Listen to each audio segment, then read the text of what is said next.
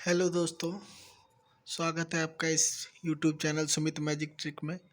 दोस्तों, आज हम लोग जनरल हिस्ट्री का एपिसोड 2 देखेंगे, जिसमें हम लोग जैसे हिस्ट्री के कुछ महत्वपूर्ण प्रश्न लाए हैं जो कि आगामी परीक्षाओं के लिए बहुत ही ज़रूरी है। तो आइए हम लोग प्रश्नों को शुरू करते हैं। पहला प्रश्न है,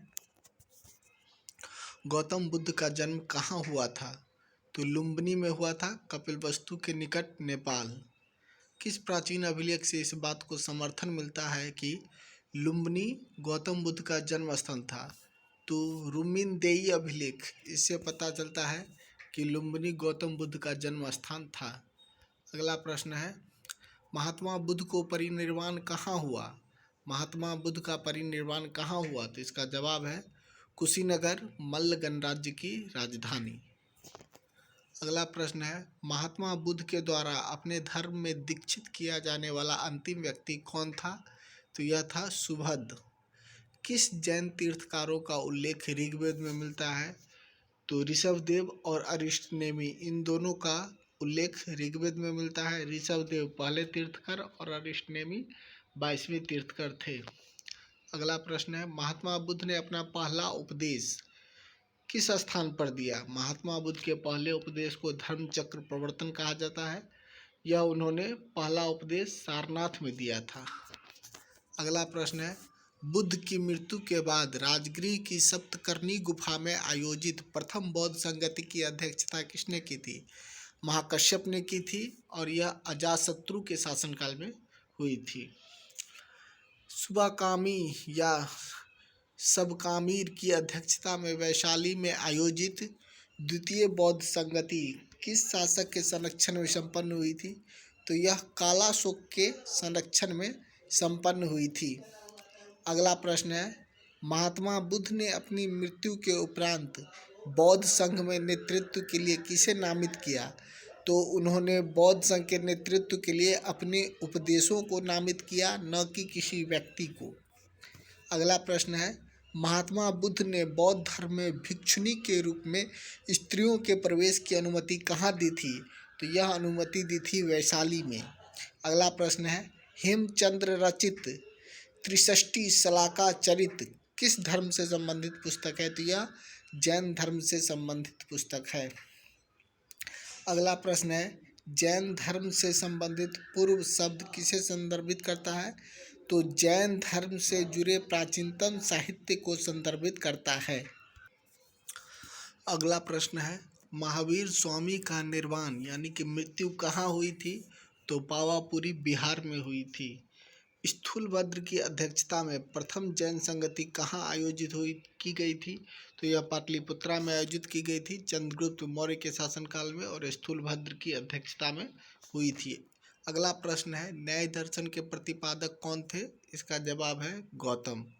आजीवक संप्रदाय के प्रतिपादक कौन थे? तो आजीवक संप्रदाय के प्रतिपादक मखलीपुत्र गोसाल थे। अगला प्रश्न है, नागसेन द्वारा रचित ग्रंथ मिलिंद पन्नो किस भाषा में है? तो यह पाली भाषा में लिखा गया है। अगला प्रश्न, किस पुस्तक में इसका उल्लेख मिलता है कि वासुदेव कृष्ण ने भागवत धर्म का प्रतिपादन किया? तो छांदोग्य उपनिषद में यह मिलता है कि वासुदेव कृष्ण ने भागवत धर्म का प्रतिपादन किया है। अगला प्रश्न है, महाजनपद काल में मगध साम्राज्य की राजधानी कहाँ थी? गिरिव्रज, जिसे राजगीर भी कहा जाता है। अगला प्रश्न है, किस काल को द्वितीय नगरीकरण का काल कहा जाता है? तो महाजनपद काल को द्वितीय नगरीकरण का काल कहा जाता है। किस मगध शासक ने पाटलिपुत्रा को पहली बार अपनी राजधानी बनाया? तो उदयन, पाटली वंश का संस्थापक भी यही था।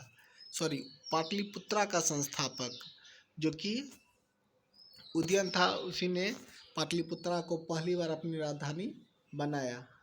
अगला सवाल है, नंद वंश से पूर्व मगध पर किस वंश का शासन था? तो शिशुनाग वंश का शासन था। अगला प्रश्न है, सिकंदर के भारत आक्रमण के समय मगध पर किस वंश का शासन था? तो सिकंदर के भारत आक्रमण के समय मगध पर नंद वंश का शासन था। अगला प्रश्न है, मेगास्थनीज की पुस्तक इंडिका से किस साम्राज्य की जानकारी मिलती है? तो इससे मौर्य साम्राज्य की जानकारी मिलती है। मौर्य काल के किस अभिलेख से अकाल के दौरान राजकीय सहायता देने का उल्लेख मिलता है?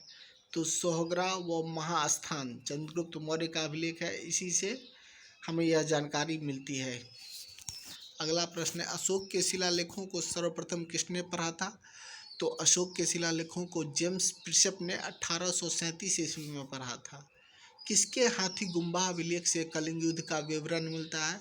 तो खारवेल उड़ीसा का शासक, खारवेल उड़ीसा के शासक, इसी अभिलेख से कलिंग युद्ध का विवरण मिलता है। अगला प्रश्न है, अशोक के किस शिलालेख से कलिंग युद्ध का विवरण मिलता है? तो 13वें शिलालेख में कलिंग युद्ध का वर्णन मिलता है और इसी में पड़ोसी राजाओं का वर्णन भी किया गया है। नेक्स्ट प्रश्न है, मौर्य प्रशासन के संदर्भ में नागरिक शब्द किसे सूचित करता है? तो यह सूचित करता है नगर के प्रमुख अधिकारी या नगर कोतवाल को। अगला प्रश्न है, कौटिल्य के अर्थशास्त्र में कितने विभागों की चर्चा की गई है? तो 18 विभागों की चर्चा की गई है।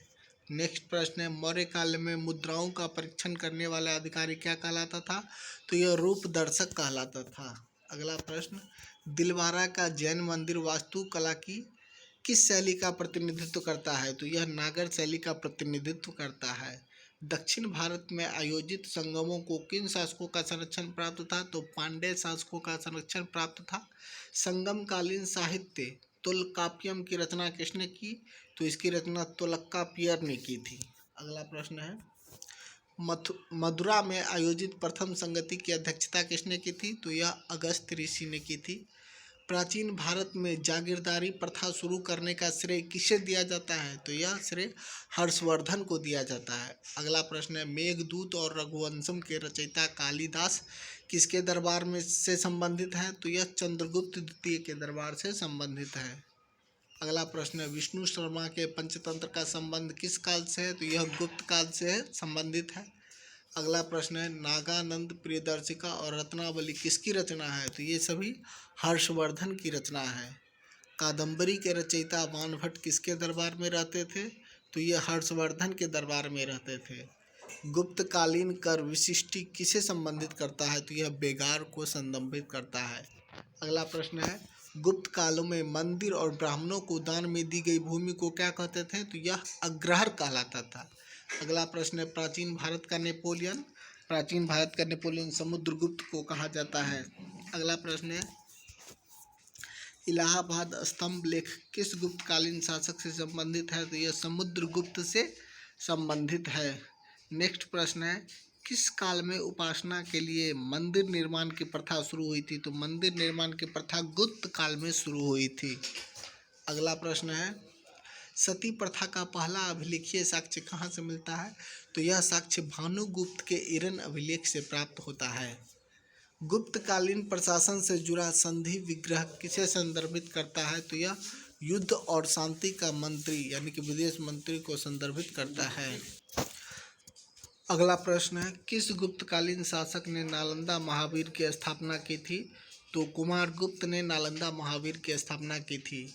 अगला प्रश्न, प्राचीन भारत के संदर्भ में नवरत्न शब्द किसके दरबार से संबंधित है? तो नवरत्न शब्द जो है चंद्रगुप्त द्वितीय के दरबार से संबंधित है। समुद्रगुप्त के विजय अभियान से संबंधित प्रयाग प्रशस्ति के रचयिता कौन है? तो इसका जवाब है हरिसेन।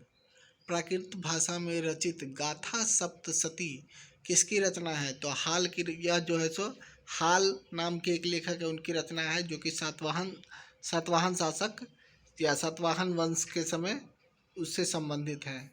बृहत कथा के रचयिता गुणाढ्य किस शासक के दरबार से में रहते थे? तो ये सातवाहन शासक थे और सातवाहन शासक के दरबार में ये रहते थे। अगला प्रश्न है, 78 ईस्वी में अपने राज्यरोहण के उपलक्ष्य में किसने शक संवत चलाया था? तो कनिष्क ने यह शक संवत चलाया था। किन शासकों को भूमिदान की प्रथा शुरू करने का श्रेय दिया जाता है? तो सातवाहन शासकों को भूमिदान करने का श्रेय दिया जाता है और सबसे अधिक भूमिदान गुप्त काल में हुआ था। अगला प्रश्न है, विशुद्धि संस्कृत में लिखा पहला अभिलेख किसे माना जाता है? तो जूनागढ़ अभिलेख को माना जाता है, जो कि रुद्रदामन से संबंधित है। अगला प्रश्न है, भारत पर पहला यवन आक्रमण किसके शासनकाल में हुआ था? जवाब है पुष्यमित्र शुंग। पुष्यमित्र शुंग के शासनकाल में पहला यवन आक्रमण हुआ था। पतंजलि के महाभाष्य से किस काल की जानकारी मिलती है? तो इससे शुंग शासक की जानकारी मिलती है। अगला प्रश्न है, प्रसिद्ध चीनी यात्री फाहियान किसके शासनकाल में आए थे? तो फाहियान चंद्रगुप्त द्वितीय के शासनकाल में भारत की यात्रा की थी। मिलते हैं दोस्तों अगले वीडियो में। अगर वीडियो पसंद आए तो चैनल को सब्सक्राइब कर दीजिएगा। तब तक धन्यवाद।